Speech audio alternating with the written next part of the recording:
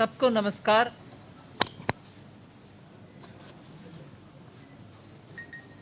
आज संकल्प पत्र रिलीज करने के इस शुभ अवसर पर बिहार के सभी वरिष्ठ नेतागण के साथ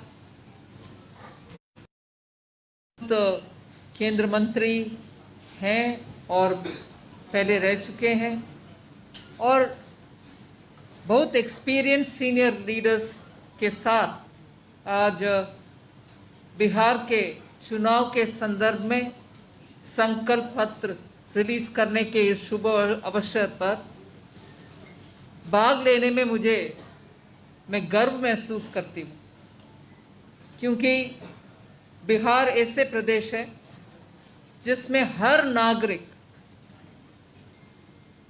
पॉलिटिकली बहुत ही सेंसिटिव है और इन्फॉर्म्ड भी है।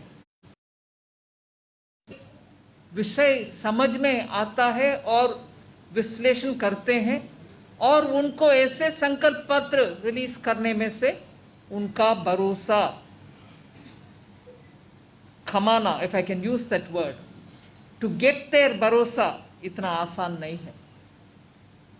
मगर भरोसा को आधार रखते हुए एक संकल्प पत्र भारतीय जनता पार्टी रिलीज कर पा रही है, इसीलिए रिलीज कर पा रही है कि हर एक जो संकल्प पत्र के द्वारा दिया गया प्रॉमिस को हमने पूरे करवाए। We fulfil our promise. Bharat देश में ऐसे एक पॉलिटिकल पार्टी अगर है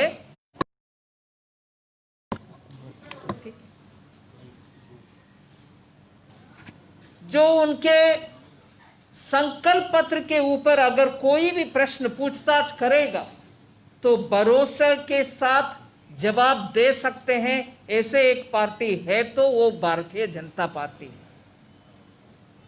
और इस भरोसा को प्रिंसिपल और आधार फाउंडेशन रखते हुए हम संकल्प पत्र आज रिलीज कर रहे हैं, तो इसमें क्या बात है? बात यही है कि हमें कॉन्फिडेंस है, हमारे अपने आप के ऊपर कॉन्फिडेंस है कि हम डिलीवर कर पाएंगे, प्रॉमिस को फुलफिल कर पाएंगे।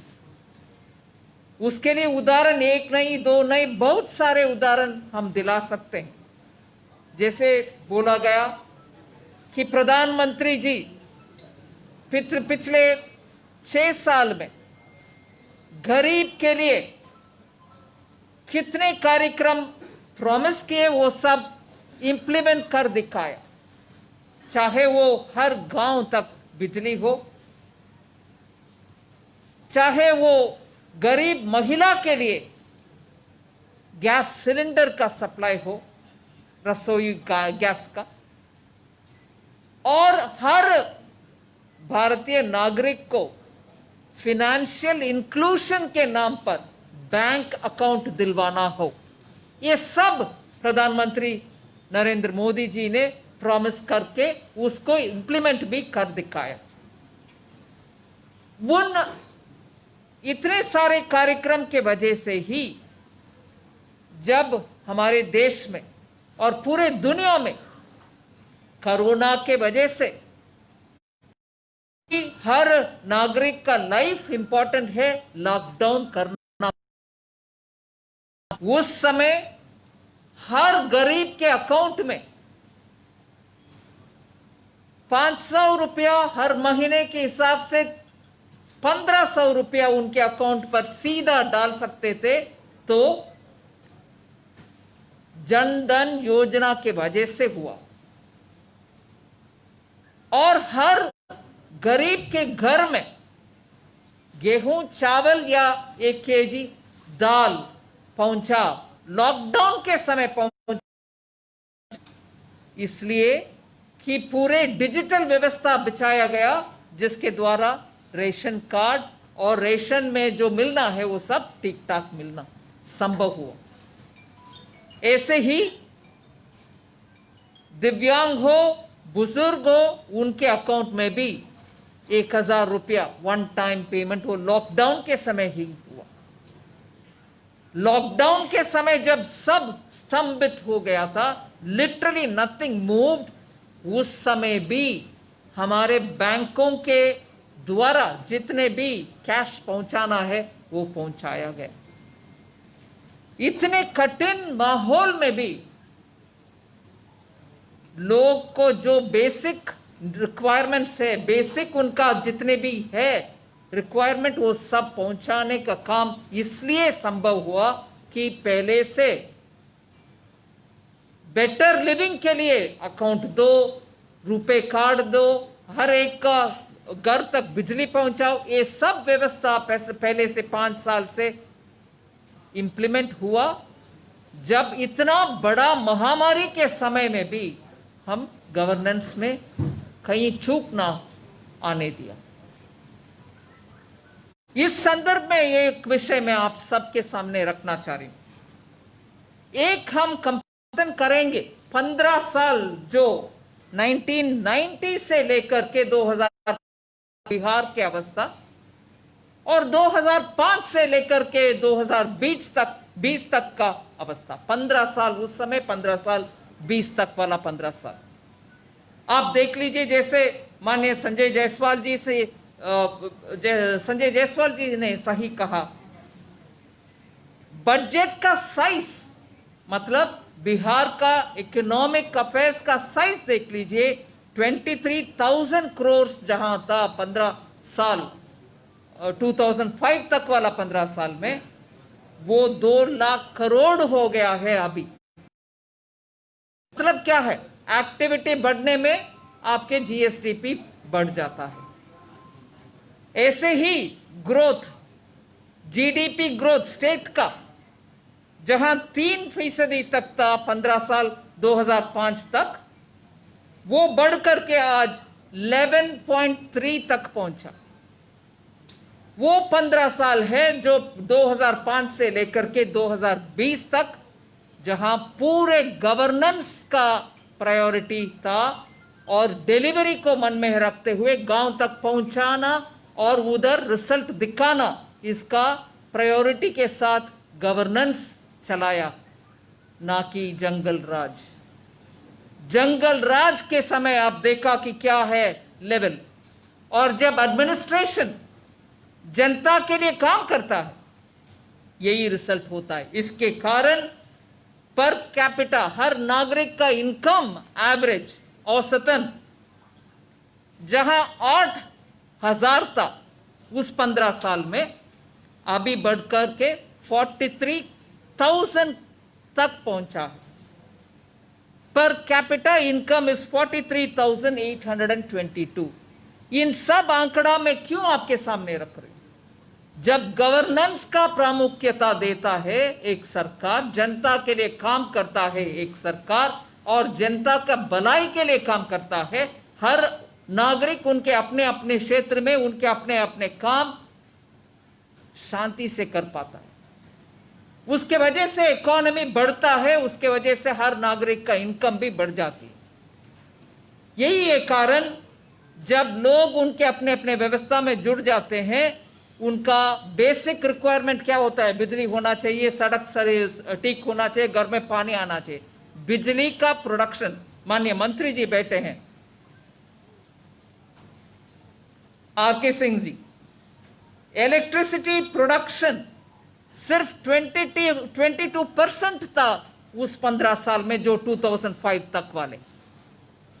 अभी 100% प्रोडक्टिविटी, 100% प्रोडक्टिविटी के साथ बिजली उत्पादन हो रही है बिहार में। उत्पादन बिजली का एक विशेष अंक होता है। क्यों? बाकी सब जैसे गेहूं हो, कुछ और हो, प्रोड्यूस करके आप स्टोर कर पाएंगे, मगर बिजली का उत्पादन तब ही हो पाएगा जब डिमांड भी साथों साथ बढ़ता है, क्योंकि जो प्रोडक्शन होता है स्टोर नहीं होता, सीधा कस्टमर तक पहुंचता है, वो बिजली का इंडिकेटर है। इसलिए उसको हम ध्यान से देखना चाहिए। उत्पादन बढ़ती है तो तुरंत उसका उपयोग भी होता है, वो स्टोरेज करना मुश्किल है बिजली का। बिहार में आज 100% कैपेसिटी यूटिलाइजेशन के साथ बिजली प्रोडक्शन हो रही है। पक्का मकान के आंकड़ा भी देखें, उस 15 साल में 34% ही पक्का मकान मिला लोगों को, 34% पॉपुलेशन को ही मिला जिनको मिलना चाहिए, मगर अभी ऑलरेडी 96% लोगों को पक्का मकान मिल गए। इससे जुड़े हुए एक और आंकड़ा, एग्रीकल्चरल प्रोडक्शन का हमने गिना 11.8% तक गया है। जीडीपी स्टेट का, एग्रीकल्चर का ग्रोथ भी ऐसे ही 2% से लेकर के 2.35 से लेकर के 8.5 तक पहुंचा है एग्रीकल्चरल ग्रोथ। राधा मोहन जी इधर बैठे हैं, जो एग्रीकल्चर मिनिस्टर थे पहले केंद्र में। उस समय बिहार के लिए कितने भी काम वो प्रायोरिटी से भी किए, मुझे मालूम है। उनके पास कभी कभी मैं कॉमर्स मिनिस्टर के नाते कुछ एक्सपोर्ट इंपोर्ट विषय चर्चा करने के लिए जाती थी। वो पूरे बिहार के एग्रीकल्चर विषय के ऊपर इतने ध्यान से किया, उसके वजह से आज हम बोल पा रहे हैं एग्रीकल्चरल ग्रोथ बिहार में 8.5% है। इस 15 साल में वो इंप्रूवमेंट है, जबकि पहले सिर्फ 2.3% था। ऐसे ही नॉन एग्रीकल्चरल एक्टिविटी में आप देख लीजिएगा, 3.9% जहां था पहले, वो अभी 12% तक पहुंचा है नॉन एग्रीकल्चरल। वो चाहे इंडस्ट्री, कॉमर्स, ट्रेड जो भी हो सकता है। इसका मतलब क्या है, एग्रीकल्चर भी, इंडस्ट्री भी, इलेक्ट्रिसिटी भी, सब ऊपर के ओर ऐसे जा रहे ग्रोथ। बिहार जिस स्टेट में इतना पोटेंशियल, जिनके नागरिक पूरे देश पर जाकर ताकत दिखा रहे हैं, हर एक में आज बिहार के लोग के स्किल के वजह से उनको उधर रोजगार मिलता है। ऐसे बिहार में आज हम देख रहे हैं ग्रोथ का पोटेंशियल क्या है, कितना ग्रोथ मिला है, जब सरकार भरोसा के साथ उनके संकल्प पत्र में जितना भी बोले उसको इंप्लीमेंट कर रहे हैं। लास्ट में मैं एक और इंडिकेटर देती हूं, इंडस्ट्रियल प्रोडक्शन और उसका ग्रोथ। उस 15 साल का डेटा कंसिस्टेंटली कुछ नहीं मिला, इसलिए हमारे संकल्प पत्र में उसका आंकड़ा नहीं बोला गया। आप देखेंगे संकल्प पत्र में उस 15 साल का डेटा इंडस्ट्रियल प्रोडक्शन का खाली, क्योंकि इंडस्ट्रियल ग्रोथ का विषय उस समय प्रायोरिटी नहीं था। अभी क्या है, 15 साल में 7% तक ग्रोथ है इंडस्ट्रियल प्रोडक्शन का। बिहार जिस राज्य में एग्रीकल्चर और प्राइमरी एक्टिविटी को महत्व है, क्योंकि अच्छा उगाव का भूमि है और कृषि उत्पादन अच्छा होता है, इंडस्ट्री का इतना प्रोत्साहन तब नहीं था, मगर अभी मिल रही है, इसीलिए 17% तक ग्रोथ हुआ है उस एरिया में भी। इसीलिए जो 11 पॉइंट्स हमने हमारे संकल्प पत्र में बोल रहे हैं उसका महत्व है। उसमें मैं प्रमुख से शुरू करती हूं कि कोरोना का ये पैंडेमिक के समय हम सब ऐसे बैठे हैं, हर एक उनके अपने चेहरे पर एक मास्क लगाकर, जब तक वैक्सीन नहीं मिलता, प्रधानमंत्री जी याद दिला रहे हैं, परसों भी एक देश के नाम संदेश में ये बात बोले कि प्लीज आप जरा संभालो। 1 मिनट का केयरलेसनेस अगर होता है तो पैंडेमिक फैला जाता है। इसीलिए जब तक वैक्सीन नहीं मिला, पहनना आवश्यक है मास्क। मगर जब वैक्सीन हमारे लिए इंफॉर्मेशन आ रही है, अगर हर एक देश में कुछ प्रोडक्शन का बात चल रही है, रशिया में एक है, चाइना में एक है, कहीं और एक और है, बहुत सारे देश कोशिश कर रहे हैं।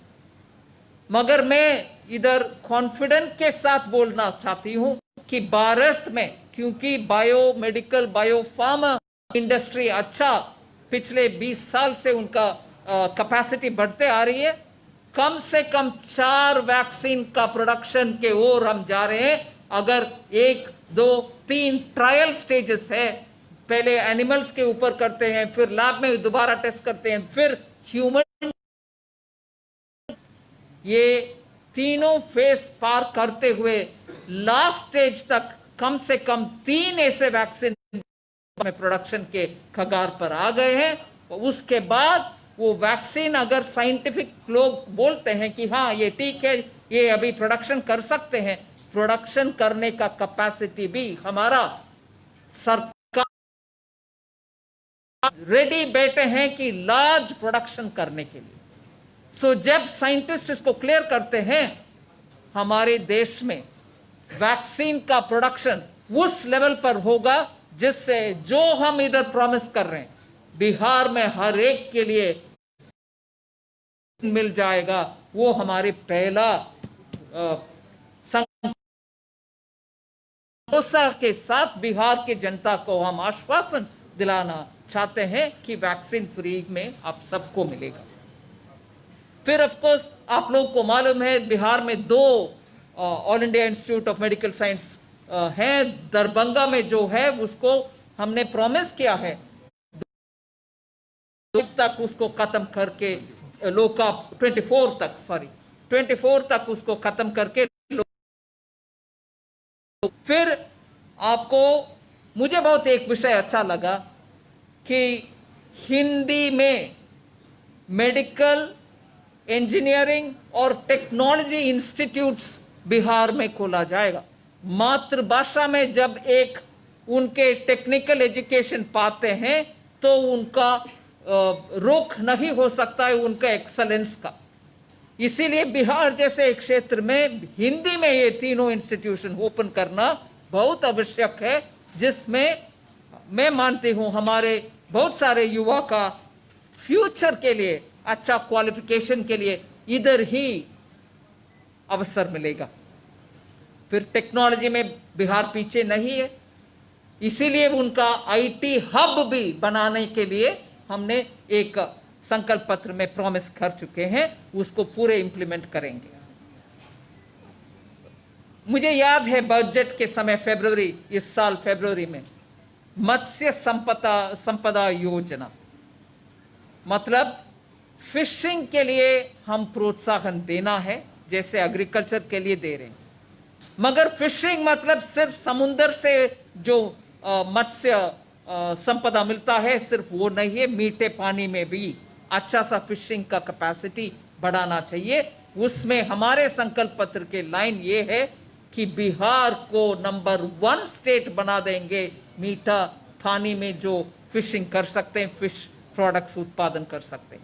सो मत्स्य संपदा योजना का पूरे इंप्लीमेंटेशन करने के लिए प्रावधान बजट के द्वारा कर करके बिहार में उसको लागू करने के लिए संकल्प पत्र में एक ऐसे घोषणा है। और इसके साथ साथ डेयरी प्रोसेसिंग यूनिट, ये भी बहुत ही महत्वपूर्ण विषय है क्योंकि 15 प्रोसेसिंग यूनिट का प्रॉमिस दिया गया है, जहां एग्रीकल्चर के साथ जब एक किसान को डेयरी भी सपोर्टिव काम में उनको जोड़ा जाता है, उनका आय दोगुनी बढ़ाने के लिए एक इजीली एक रास्ता मिलता है। इसीलिए हर एक किसान जो अन्नदाता है, मैं बजट में मुझे याद है बोले कि उनको ऊर्जा दाता बनाना भी आवश्यक है, जिससे वो सोलर पावर उनके फील्ड में खेती में से ही एनर्जी भी उत्पादन कर सकते हैं। ऐसे ही वो डेयरी में भी जुड़ जाए, जैसे अमूल वैसे बहुत सारे इधर भी यूनिट्स आ सकते हैं, जिससे किसान का आय भी दोगुनी जल्दी से हो पाएंगे। इसके अलावा फार्मर प्रोड्यूसर ऑर्गेनाइजेशन का भी बहुत अच्छा सा एक घोषणा है, जिसमें से 1000 एफपीओ फॉर्म करने का प्रॉमिस है, जिससे हम मानते हैं कम से कम 10 लाख को रोजगार मिलेगा। ऐसे 11 इंप्लीमेंटेशन पॉइंट्स है, वो सब बहुत ही इंपॉर्टेंट है। मैं मानती हूँ ये सब जनता को उनके जीवन में बहुत भरोसा, जीवन में बहुत सहूलियत ले आएगा, इसलिए उनको भी मान्यता होगी और जनता भी उसको मानेंगे और अपनाएंगे। इसके अलावा एक है गेम्स यूनिवर्सिटी, खेल कूद के लिए एक अलग यूनिवर्सिटी बनाने का प्रावधान बात में है, और वो भी एक प्रॉमिस बिहार के लिए दिया हुआ है।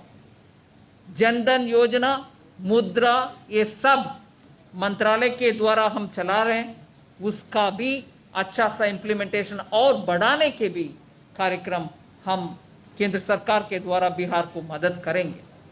मैं जनता, आप मीडिया के द्वारा जनता को अपील कर रही हूं हाथ जोड़ करके, एनडीए को वोट दीजिए, एनडीए को जिताए, और एनडीए जीतने पर माननीय नीतीश कुमार जी हमारे सीएम होंगे अगले 5 साल के लिए, और बिहार ऐसे ही आगे बढ़कर के अच्छा प्रोग्रेसिव डेवलप्ड स्टेट बनेगी, जो भारत के ग्रोथ के लिए एक बहुत ही महत्वपूर्ण अंग बनेंगे।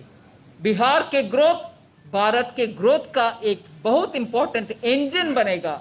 अगर इंजन ठीक चलता है, गाड़ी तो जरूर जाएगी आगे। इसीलिए बिहार में ये मुझे आज इस अवसर मिला संकल्प पत्र रिलीज करने के लिए। बिहार के बीजेपी यूनिट को मैं धन्यवाद कहती हूं, और बहुत गर्व महसूस करती हूं कि बिहार के इस चुनाव के संदर्भ में मेरा इतना रामायण में गिलेरी जैसे बोलते हैं वैसे एक छोटे से अंग इसमें भाग लिया, उसके लिए मैं बहुत संतोष व्यक्त करती हूं, और बिहार की जनता को भरोसा के साथ मैं नमस्कार कहती हूं, और ये भी बोलती हूं कि आप जरूर एनडीए को जिताइए, नीतीश कुमार जी को सीएम बनाइए, अगले 5 साल के लिए बिहार के डेवलपमेंट के लिए आप सब साथ जोड़िए। धन्यवाद। बहुत बहुत धन्यवाद।